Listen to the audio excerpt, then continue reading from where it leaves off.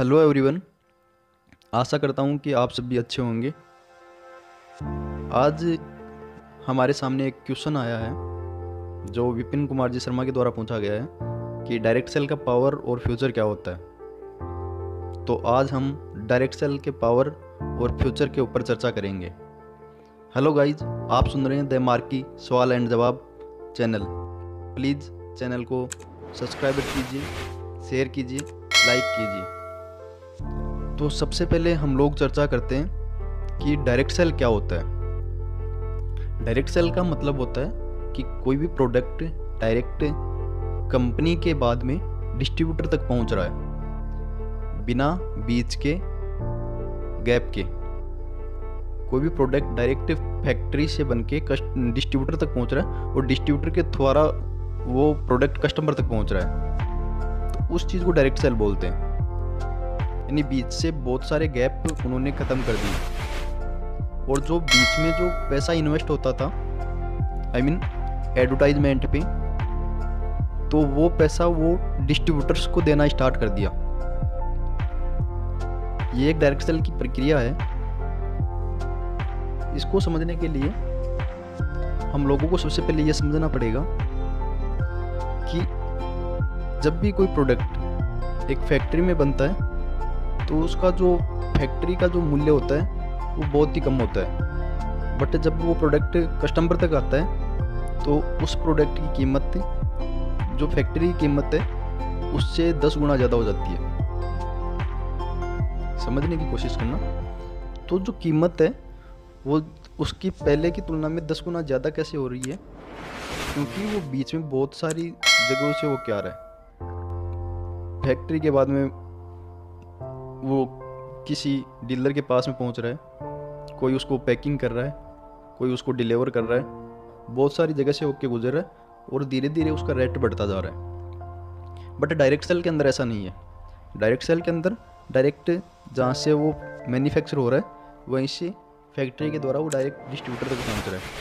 तो बीच के जो बहुत सारे जो कनेक्शंस हैं उसको डायरेक्ट सेल ने ख़त्म कर दिया और जो वहाँ पे पैसा इन्वेस्ट होता था वो डायरेक्टली डिस्ट्रीब्यूटर्स में डिवाइड कर दिया।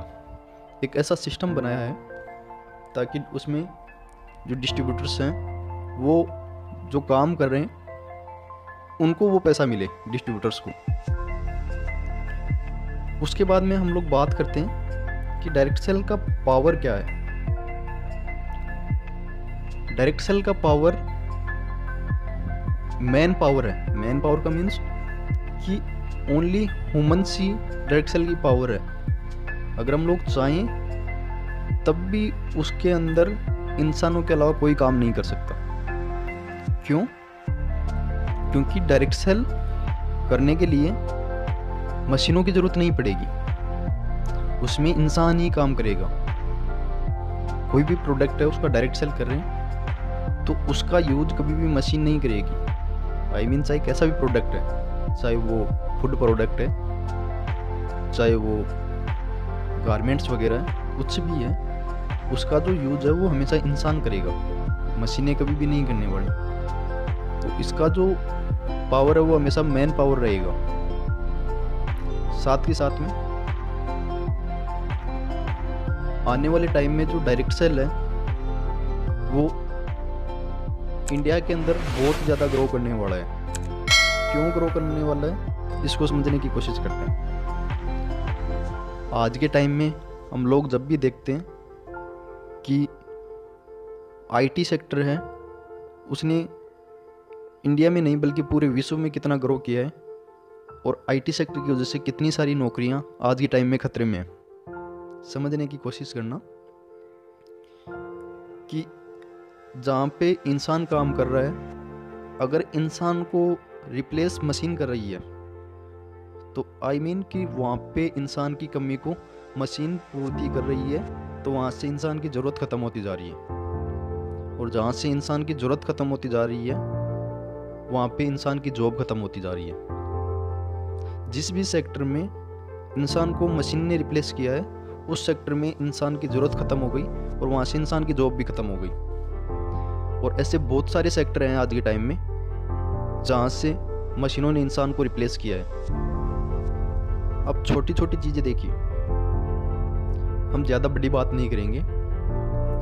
हम अपने पॉकेट में एक फ़ोन रखते हैं, मोबाइल फ़ोन। जब स्टार्टिंग टाइम में फ़ोन आया तो बहुत ज़्यादा टेक्नोलॉजी के साथ में नहीं आया था। एक छोटी सी डिवाइस आई थी जिससे सिर्फ लोग बातें कर सकते थे एक दूसरे से। तो जब ये मोबाइल फ़ोन डिवाइस आया तो लोगों ने बातें करना स्टार्ट किया। तो उस टाइम मोबाइल पे इनकमिंग और आउटगोइंग दोनों चार्जेस लगते थे। अगर मेरे पास में कॉल आ रहा है तब भी चार्ज देना पड़ता था, अगर मैं कॉल कर रहा हूँ तब भी चार्ज देना पड़ता था। धीरे धीरे थोड़ा सा डेवलप हुआ, धीरे धीरे प्लान चेंज हुई। फ़ोन के अंदर जैसे थोड़ा सा अपग्रेड हुआ, उसके अंदर 3.2 मेगापिक्सल का कैमरा फिट कर दिया गया। जब फ़ोन के अंदर कैमरा फिट कर दिया गया तो अपने ही जेब में हम लोग कैमरा लेके घूमने लग गए फ़ोन के द्वारा। धीरे धीरे और अपग्रेड हुआ, उसी फ़ोन के अंदर FM और म्यूजिक सेट कर दिया। हम अपने ही जेब में म्यूजिक कंपनी FM लेके घूमने लगे। धीरे धीरे और अपग्रेड हुआ, एंड्रॉयड वर्जन आया। एंड्रॉयड वर्जन आने के बाद में टोटली चेंज, पूरा का पूरा सेक्टर चेंज। आज के टाइम में अपने फ़ोन के अंदर हम लोग वो सब कुछ ले सकते हैं जिसकी हमें ज़रूरत है। आज के टाइम में हम लोग न्यूज़पेपर पढ़ सकते हैं, हम लोग ट्रैवल एजेंट का काम कर सकते हैं, कहीं पे जाना तो टिकट वगैरह बुक कर सकते हैं, हम लोग लोकेशन मैप देख सकते हैं, हम लोग फ़ोटो क्लिक कर सकते हैं, हम लोग वीडियो शूट कर सकते हैं, हम लोग वीडियो कॉल कर सकते हैं। यानी हम लोग आज के टाइम में हर काम अपने फ़ोन के द्वारा कर सकते हैं। अब आप सोचिए, एक फ़ोन इतना छोटा सा डिवाइस है जिसको हम लोग अपने पॉकेट में लेके घूमते हैं। उस मोबाइल फ़ोन की वजह से कितने सारे लोग बेरोज़गार हो गए। IT सेक्टर का इफेक्ट देखिए आप, उस मोबाइल फ़ोन की वजह से कितने सारे लोग बेरोज़गार हो गए। जब कैमरा आया तो लोगों का फ़ोटो खिंचवाने के लिए स्टूडियो नहीं जाना पड़ रहा, लोग अपने फ़ोन में फ़ोटो क्लिक कर रहे हैं। जब FM म्यूजिक आ गया, लोग सिनेमा जाना बंद कर दिया, अपने ही फ़ोन में देख रहे हैं। जब एंड्रॉयड वर्जन आ गया तो सब कुछ ही ख़त्म हो गया। कई लोगों की जॉब ख़त्म कर दी, ट्रैवल एजेंट, ये गाइड वगैरह, इन सब की जॉब एक मोबाइल फ़ोन ने ख़त्म कर दी। अब आप लोग खुद सोच सकते हो कि अपने जेब में पड़ा एक छोटा सा डिवाइस इतनी सारी जॉब खा सकता है, तो IT सेक्टर का कितना बड़ा इफेक्ट होगा। आज के टाइम में लोग मशीनों को प्राथमिकता दे रहे हैं, क्योंकि एक बार मशीन ला के रखने के बाद में उनमें बार बार इन्वेस्ट नहीं करना पड़ता, तो उसकी वजह से वो लोग मशीनों को प्राथमिकता देते हैं। बट जहाँ पे मशीनें रिप्लेस हो रही हैं वहाँ पे इंसानों की ज़रूरत ही खत्म हो रही है, तो फिर इंसान क्या करने वाला है। और वो हर सेक्टर में हो रहा है। आज के टाइम में IT सेक्टर है वो डे बाई डे इतना ग्रो कर रहा है कि आज के टाइम में हर जगह हॉस्पिटल्स, बैंक, ट्रैफिक पुलिस में, इन सब में रोबोट्स यूज होने लगे। हम लोग बैंक को देखते हैं, बैंक सेक्टर में पहले बहुत सारे एम्प्लॉयज काम करते थे, बट आज के टाइम में बैंक सेक्टर के अंदर जगह जगह मशीनें लगा दी गई हैं। पासबुक प्रिंट करवा लो, पैसा डिपॉजिट कर दो, पैसा निकलवा लो, सब कुछ मशीनों के द्वारा होने लग गया। और धीरे धीरे ये जो मैन पावर का सिस्टम है वो पूरा पूरा ख़त्म हो जाएगा, यानी टोटली वहाँ पे मशीनें काम करने लगेंगी। ऐसी कंडीशन आ जाएगी तो फिर लोग क्या करेंगे। IT sector day by day grow करने वाला है, और आने वाले टाइम में जो आर्टिफिशियल इंटेलिजेंस आएगा उसकी वजह से तो बहुत सारी जॉब खतरे में जाने वाली है। अभी जब लॉकडाउन लगा था उसी टाइम में बहुत सारे लोगों की जॉब गई है। तो सोचो कि जब आर्टिफिशियल इंटेलिजेंस का कब्जा पूरी तरह से यहाँ पे हो जाएगा तो कितनी सारी जॉब लोगों को छोड़नी पड़ेंगी, कितने सारे लोग बेरोजगार होंगे। एक तो इंडिया की पॉपुलेशन वैसे बहुत ज़्यादा है, ज़्यादा होने के बाद में वैसे पहले से लोगों को रोज़गार नहीं मिल रहा है, साथ ही साथ में जो लोग रोज़गार कर रहे हैं उनके भी रोज़गार छूट जाएंगे, तो लोग क्या करने वाले हैं। बहुत सारी प्रॉब्लम्स जॉब को लेके आने वाली हैं, क्योंकि IT सेक्टर को किसी भी देश की गवर्नमेंट नहीं रोक सकती, क्योंकि अगर देश को डेवलप करना है तो उसमें IT सेक्टर चाहिए ही चाहिए। तो IT सेक्टर को कोई भी गवर्नमेंट नहीं रोक सकती, बट उससे जो जॉब खतरे में है उनका क्या, वहाँ के लोग क्या करेंगे, लोगों के पास में ऑप्शन क्या रहेगा। अगर आप क्रिएटिव हैं, आपकी जॉब क्रिएटिविटी की है तो आपकी जॉब सेफ है। अगर आपकी जॉब डेली रूटीन एक जैसी चल रही है तो आपकी जॉब स्टेबल नहीं है। अगर आप कैशियर का काम कर रहे हैं, कंप्यूटर का काम कर रहे हैं, जो सेम डेली रूटीन में एक जैसा होता है, तो वो काम आने वाले टाइम में मशीनों के द्वारा होने लग जाएगा, क्योंकि मशीनों के अंदर वो सिस्टम डाल दिया जाएगा जो डेली एक जैसा काम करते हैं, तो उसके अकॉर्डिंग काम करते रहेंगे। हाँ, आपके अंदर अगर क्रिएटिविटी है तब आपकी जॉब सेफ है कई हद तक।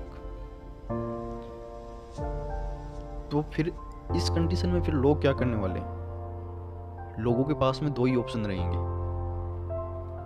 या तो लोग ऐसी कुछ न्यू क्रिएटिव चीज़ें अपने हिसाब से करना स्टार्ट करें, न्यू क्रिएटिव बिजनेस करना स्टार्ट करें, या फिर लोग डायरेक्ट सेल की तरफ मूव होंगे, जो आज के टाइम में हो भी रहा है। आज के टाइम में बहुत सारे लोग डायरेक्ट सेल की तरफ जा रहे हैं, क्योंकि कुछ टाइम पहले तक लोग डायरेक्ट सेल को जानते भी नहीं थे क्या डायरेक्ट सेल होता है, और जो लोग जानते थे उनको भी डायरेक्ट सेल के ऊपर विश्वास नहीं था। क्यों विश्वास नहीं था? क्योंकि जब भी कोई भी चीज़ मार्केट के अंदर नहीं आती है तो लोगों को समझ में नहीं आती है कि मैं इसके ऊपर विश्वास करूं या नहीं करूं। आप लोग सोचो, जब देश आज़ाद हुआ, फर्स्ट टाइम बैंक बने तो लोग बैंक तक जाके पैसा डिपॉजिट नहीं करते थे। लोगों को बैंकों के ऊपर विश्वास नहीं था कि अगर मैं बैंक में जाके पैसा जमा करवा देता हूँ, अगर बैंक बग गया तो मेरा पैसा कौन देगा, उसका जिम्मेदार कौन रहेगा। लेकिन धीरे धीरे लोगों के बीच में जागरूकता आई, अवेयरनेस आई, धीरे धीरे एक दो लोगों ने पैसा जमा करवाया, उनको टाइम पे पैसा वापस मिला, और उन लोगों ने आके बताया लोगों को कि हाँ, बैंक टाइम पे पैसा वापस दे रहा है। धीरे धीरे लोगों के बीच में अवेयरनेस आई। वही सिचुएशन आज के टाइम में डायरेक्ट सेल के बीच में। जब डायरेक्ट सेल स्टार्ट हुआ तो लोगों के बीच में उसको लेके अवेयरनेस नहीं थी। लोग नहीं जानते थे कि इससे भी हम लोग पैसा कमा सकते हैं, इससे भी हम लोग अपना बिजनेस कर सकते हैं। बट जब धीरे धीरे लोग इसके अंदर सक्सेस होना स्टार्ट हुए, जब लोगों ने उनकी सक्सेस स्टोरियाँ देखी, उन्होंने आके अपनी सक्सेस स्टोरी लोगों के सामने रखी, तो लोगों को धीरे धीरे इस चीज़ पे बिलीव होने लगा। धीरे धीरे डायरेक्ट सेल के प्रति अवेयरनेस आई, और आज के टाइम में डायरेक्ट सेल धीरे धीरे ग्रोथ करने लग गया। बट इंडिया के अंदर आज भी डायरेक्ट सेल इतना ग्रो नहीं कर पा रहा। एक सर्वे के मुताबिक, जहाँ से यूएसए है, यूनाइटेड स्टेट ऑफ अमेरिका, उसकी जनसंख्या सिर्फ 32 करोड़ है, ओनली 32 करोड़। बट वहाँ पे जो डायरेक्ट सेल का जो टर्नओवर है वो 2,12,550 करोड़ है, 2,12,550 करोड़। वहीं पे अगर हम लोग जापान को देखें तो जापान की पॉपुलेशन ओनली 12 करोड़ है, ओनली 12 करोड़ है। बट वहाँ पे डायरेक्ट सेल का जो टर्नओवर है वो 1,16,750 करोड़ है।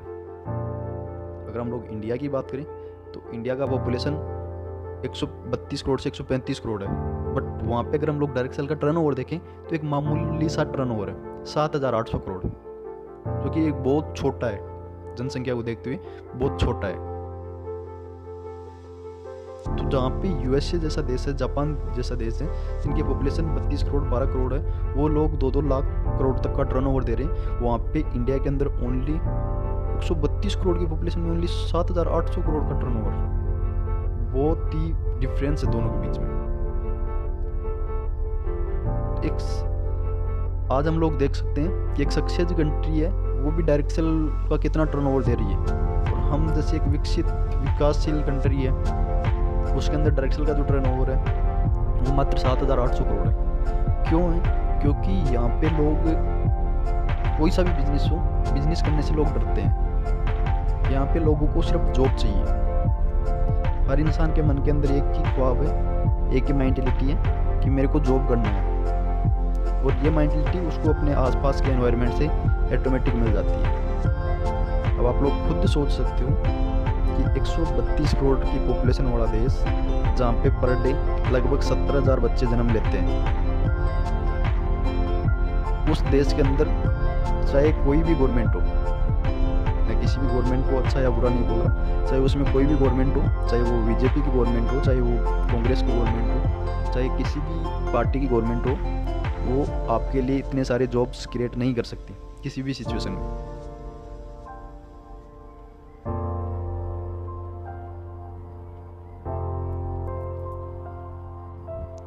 किसी भी सिचुएशन में इतने सारे जॉब्स क्रिएट नहीं कर सकती, क्योंकि एक तो पॉपुलेशन बहुत बड़ा, सेकंड चीज़ आईटी सेक्टर।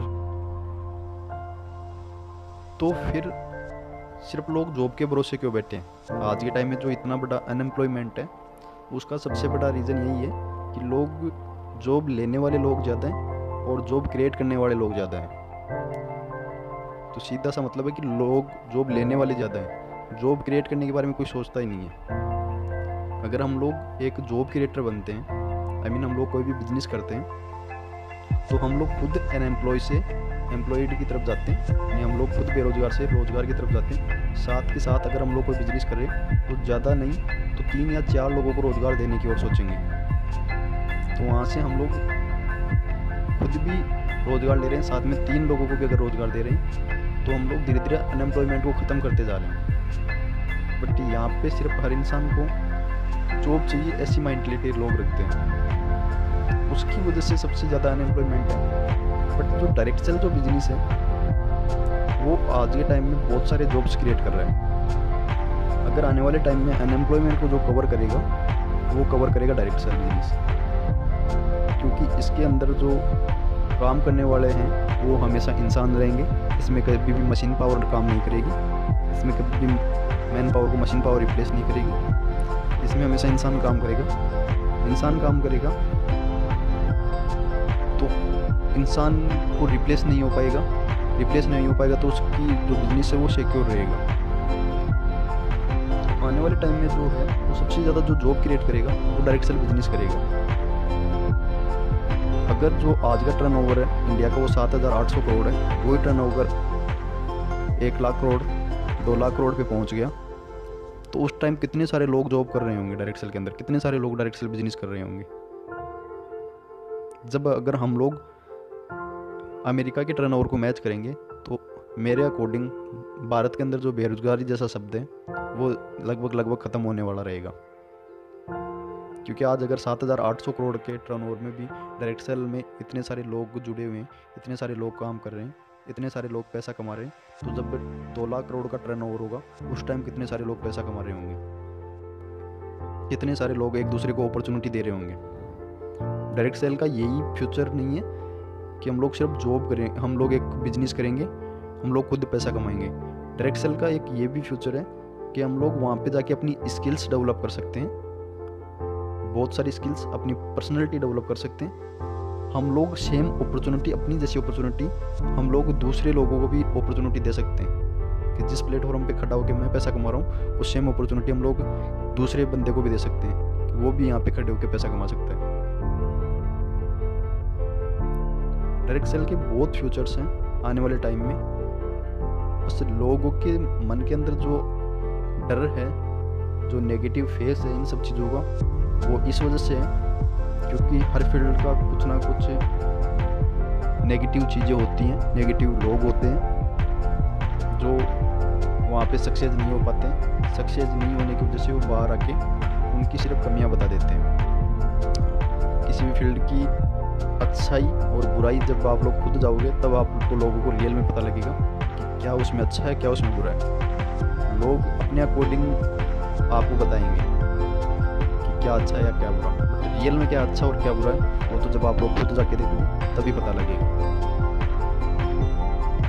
तो यही है आने वाले टाइम में डायरेक्ट सेल का बहुत बड़ा फ्यूचर है। फिग्गी की रिपोर्ट के अनुसार 2025 तक 645 बिलियन का टर्नओवर होगा डायरेक्ट सेल का इंडिया के अंदर, 645 बिलियन डॉलर। अब आप लोग सोच सकते हो कि इन 5 साल के अंदर कितना बड़ा टर्नओवर जाने वाला है डायरेक्ट सेल का और कितना डायरेक्ट सेल ग्रो करने वाला है। बट इन 5 सालों के अंदर जो बाकी लोगों की जॉब्स हैं वो बहुत ख़त्म हो जाएंगी, क्योंकि इन 5 साल के अंदर आईटी सेक्टर भी बहुत ज़्यादा ग्रो करने वाला है और आईटी सेक्टर के ग्रो करने की वजह से बहुत सारे लोगों की जॉब भी जाएंगी। बट जो डायरेक्ट सेलर हैं उनको इस बात की टेंशन बिल्कुल भी नहीं है, क्योंकि वो लोग एक सेफ जोन के अंदर है। जहाँ पे उनके बिजनेस को कोई खतरा नहीं है आईटी सेक्टर की वजह से। वो लोग डे बाय डे अपने आप को इम्प्रूव कर सकते हैं, अच्छे से मेहनत कर सकते हैं और अच्छा एक मुकाम हासिल कर सकते हैं। तो यही था आपका डायरेक्ट सेल का पावर और फ्यूचर। बताइए मुझे कमेंट सेक्शन में आके कैसा लगा आपको।